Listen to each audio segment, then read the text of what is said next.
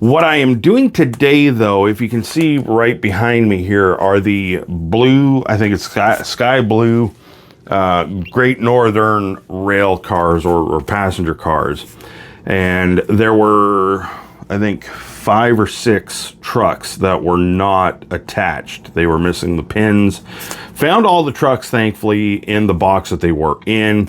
And but they were just missing, like 2 cars were missing both trucks, and there was a couple that were missing one of the trucks. So I was able to look up on eBay, and I won't have a link for it, but just trust me, look it up. Some truck pins from IHC, I guess it is. That's not who I actually bought it from, but I believe they're IHC truck pins.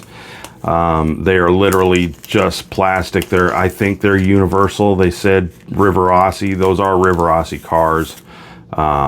But I think they're pretty much universal, and I don't know if it's really going to focus, or you can see it on my face. Just little pins, push straight in, and Bob's your uncle, or your niece or nephew, or whatever you want to call them.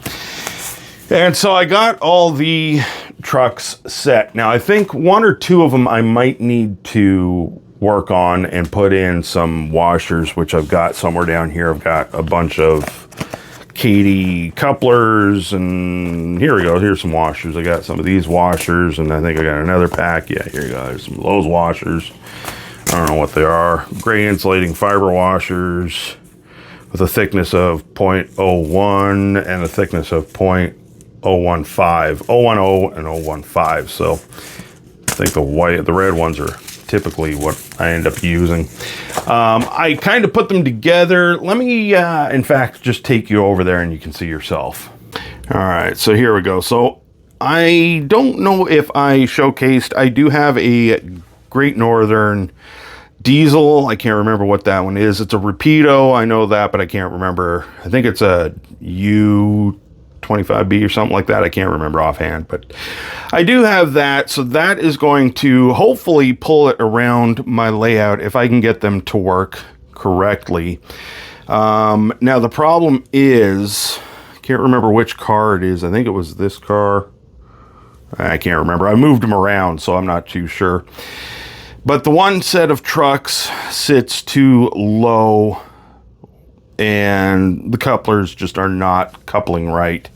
And that is kind of showcased here. This is one of my trouble areas because section 4 to section 1, there's a little bit of a gradient variant, and unfortunately it's a little bit of a hump. So if there's any miscommunication in the height of the couplers, typically they will fall apart and separate. And so with that, I've thought about doing some NMRA upgrades to them and make sure they are within standards.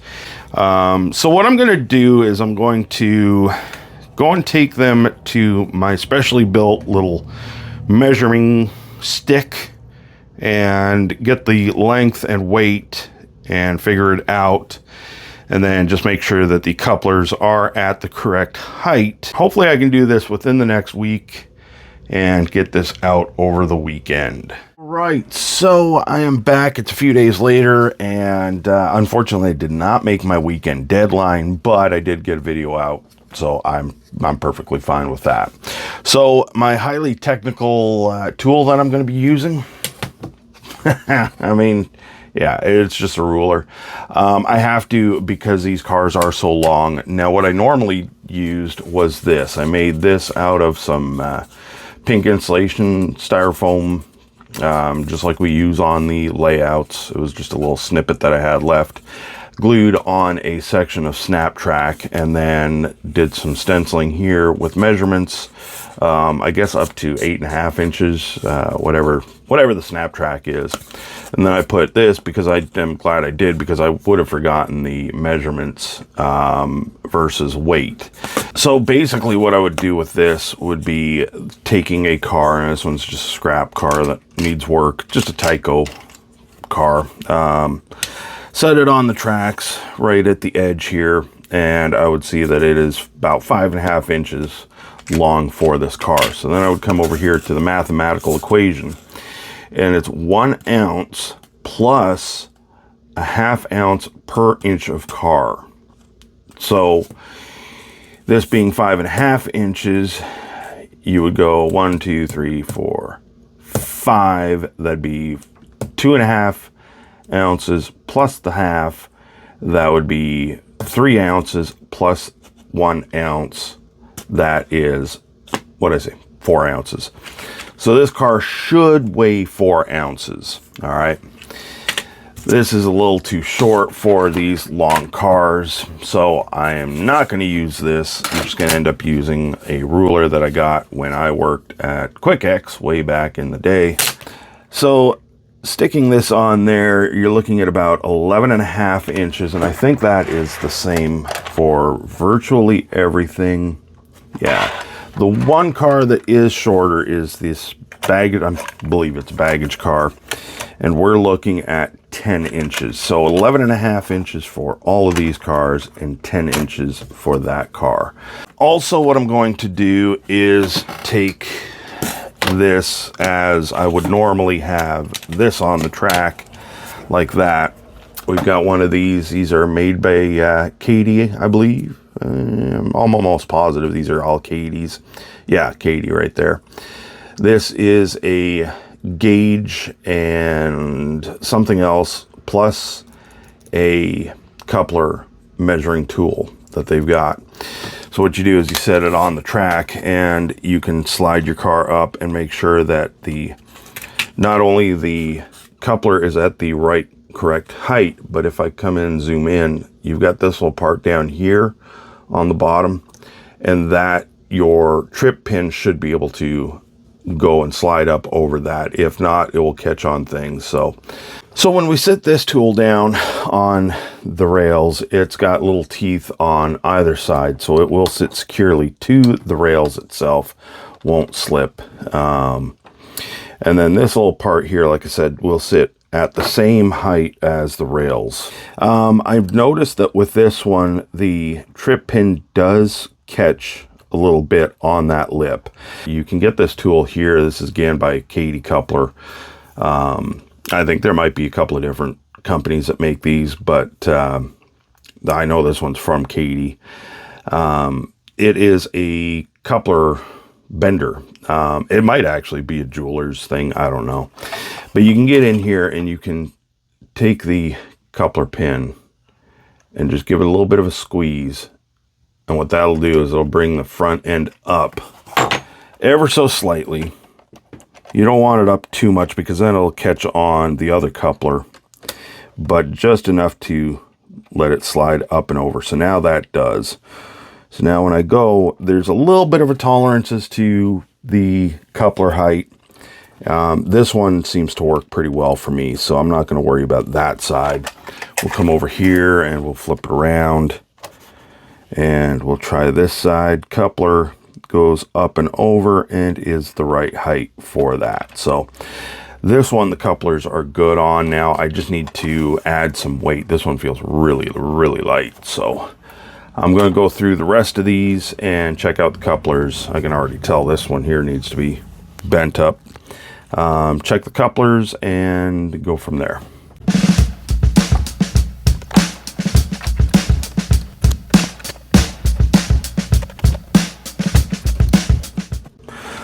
All right, so this car here, it seems like it sits up a little bit too high for my liking on both sides. This side's not quite as bad. This side here is up quite a bit, and I'm looking at it. There are different ways that you can raise them and lower them. You can get offset shanks. So these ones here, and your typical one will be a center shank to where it comes out of the draft box and is centered with the pin. Then there's some that are overset and underset, so they'll sit on the lower end or higher end of the coupler itself. And if it's a drastic enough issue that you have with them, then you might want to go that route. There are washers, and I'll get into that in a little bit. There are washers if you need to raise up the whole car to make them a little bit more level. Then you can put washers on the whatever they're called, the spindles or the plugs or pins, whatever is holding the trucks in. These ones here, because they're bent up a little bit, they actually do look like they're bent up a little bit. There's a little bit of a curve up. So I can do one of two things. I can take the screw out and just replace the coupler, or I can try to bend the arm back, because I think what happened was it was just placed somewhere and the trip pin hit it and they just bent them up a little bit. This one here is a little bit more severe than the other end, so I might go ahead and replace this one. This one here I might be able to bend slightly, but I mean, I've got an abundance of couplers, so I might just go ahead and replace them both.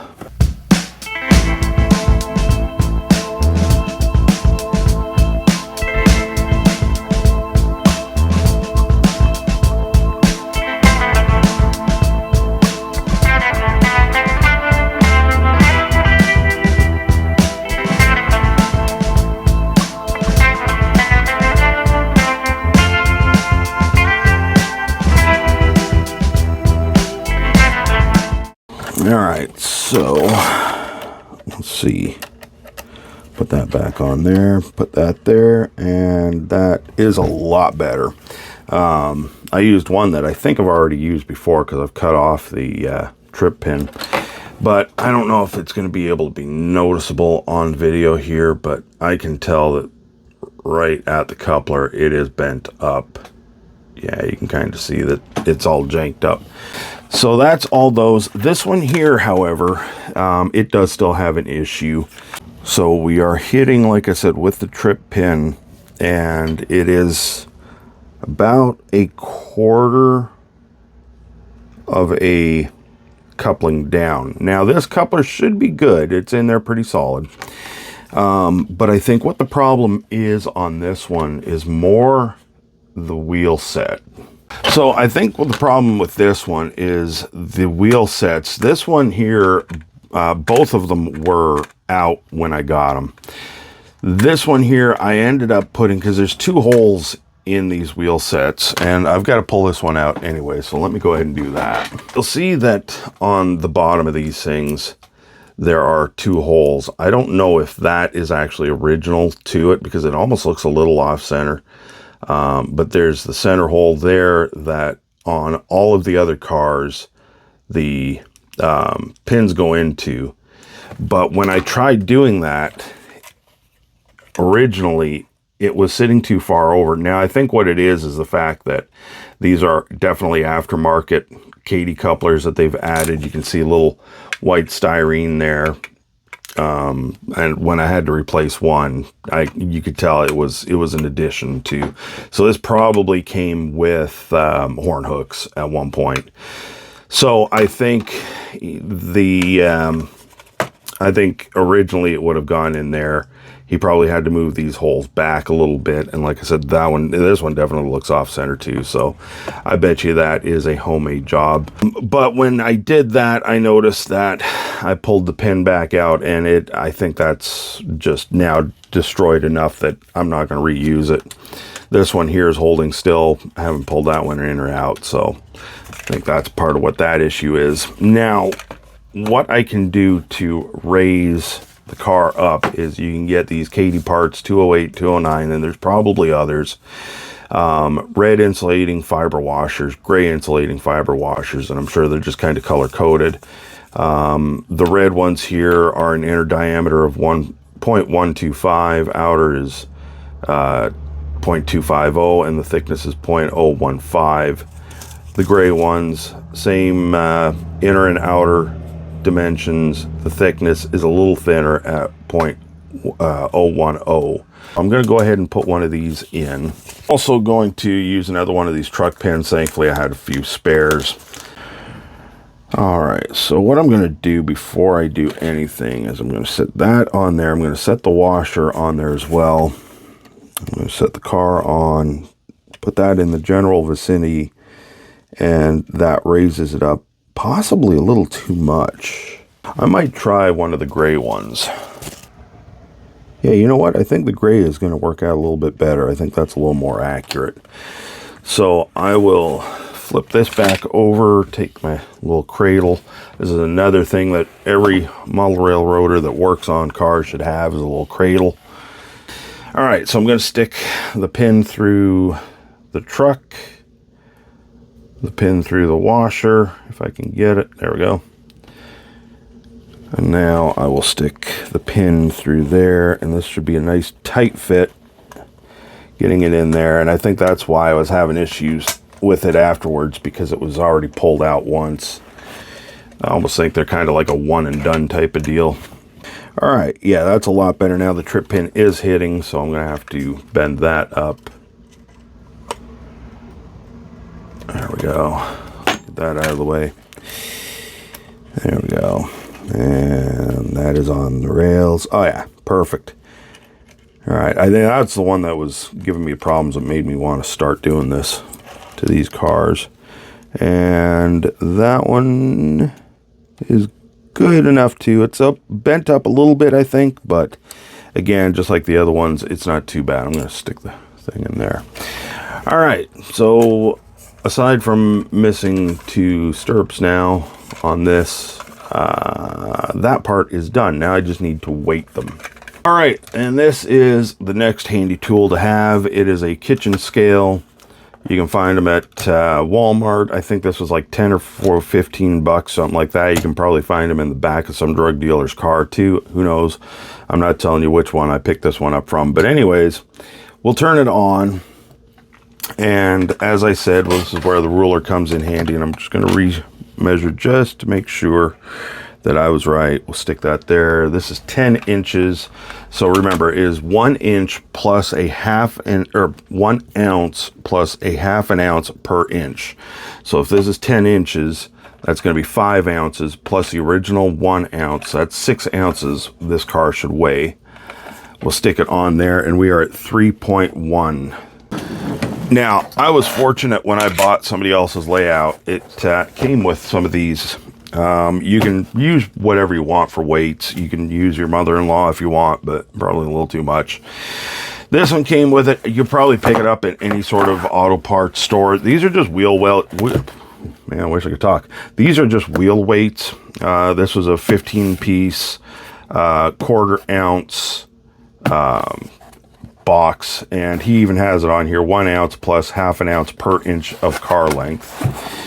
So they come in these little strips here like that, and each one of these is a quarter ounce. So 4 of them will make an ounce, and they are very soft and pliable. You can pull them apart right at these little joints, and then they are double-sided taped basically.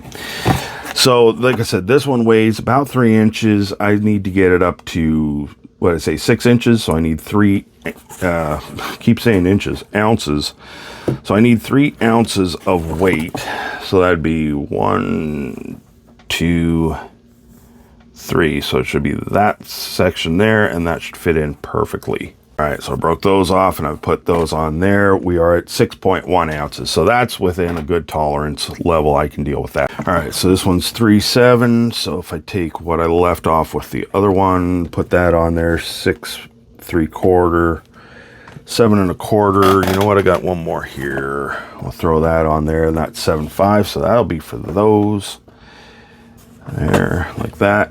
And then this one was 7, I think it was 4, right? Yeah, 3.9. So it's 4, 5, 6, 7.5. We'll take it there. Now, I don't know how much these things are in the store. I don't think they're that bad, but 7.4, so that'll do good. So I'll open them up and put those in. So again, coming from the bottom of these ones, there are 6 little tabs, and I'm really being careful because I'm sure that this stuff is brittle. I don't know how old they are, but they've got to be old. And so I'm really trying to be very, very, very careful. All right, a little bit of prying, and I was able to get it off. I just peel the backing of this off. Now I'm going to try to make sure that's as flat as it can be. And then peel the backing of this off. And then I will try to get that as centered as I can. There's a pin over here, so it's going to be a little far forward. Although what I could do is take about 2 of these off. I should have done this before I did anything. I'm going to stick 2 there. I could stick maybe 1 up here. There we go. Stick 1 up there. That will kind of lean the weight a little bit closer to being centered. And then try to get this right there like that. Should be weighted enough. Before I go and stick that back on there nice and tight, I will bring out my scale again and lay it down, and that's 6.1. Why would that be 6? Oh yeah, that's right. Yeah, because this one is supposed to be lighter. Throw that back together, and that one should be done at this point. So this one was not the easiest one to do, mostly because of these aftermarket Katy couplers, and this ended up popping out. This is one that I had to replace, but everything is back together now and everything is properly weighted. So if we come over here, toss out over here, come over here, turn this thing back on, maybe, possibly. There we go. This one should weigh 7.5, 7.4. This one should weigh 7.5. So we are properly weighted for everything. Everything should be good. Couplers are good. These are plastic wheels, but I don't have anything to replace them. So that might still be on the list at a further point in the future, but right now I'm not too worried about it. Overall, the looks of these, I mean, as I look at it more, I can really tell that they are home painted, completely home painted. They are dirty and grimy, so I don't know, there's really no way to fix that. But some of these decals are good. This one here, for instance, really isn't that good. Part of it is coming off. This side's good. There's a couple that are just absolute trash, so I might try to replace some of those. But again, that is going to be kind of a future issue. Right now, I'm going to take these back over to the layout, put them on, and see if I can get them to roll.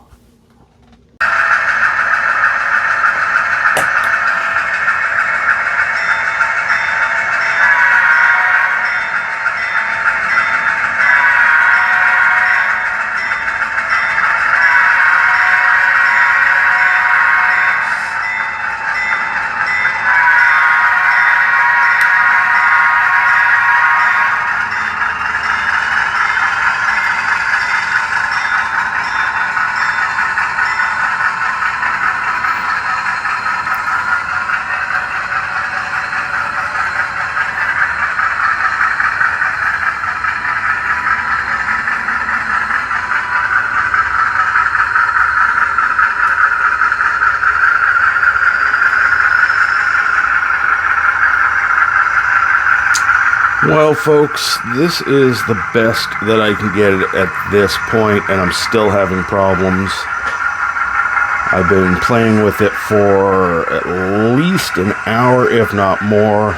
I've had another derail there on that last car. Still not sure why. I think what I'm going to have to do is get some longer shank couplers, because these are pulling too far off of the curves. This curve is an oddball, but this corner and the other two over on the other side are 24, 26 inch radius, and it's still having a hard time on those. And I've switched cars around, I've rotated them, and I've gotten them to where they work fairly well, but I'm still having issues. I can't do a complete loop without having some sort of a derail. And like I said, this is about as fast as I can go without everything just coming literally completely off the rails. So at this point, I'm gonna have to wrap it up. I could also, because I think part of the problem with these couplers is the fact that they're not original. They are aftermarket. I might be able to tuck them farther in underneath the cars, but I really don't think so. I think I'm going to try with the longer shanks to start and then kind of go from there. But if I can get it to go at least one loop, I'd be really happy, but it just doesn't seem to happen.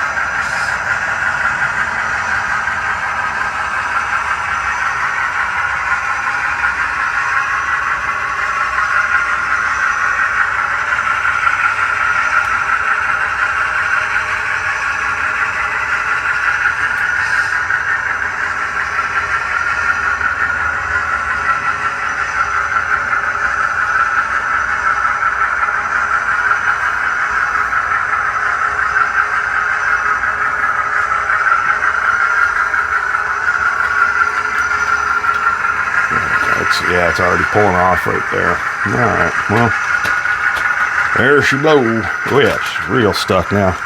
It's just emergency stop that.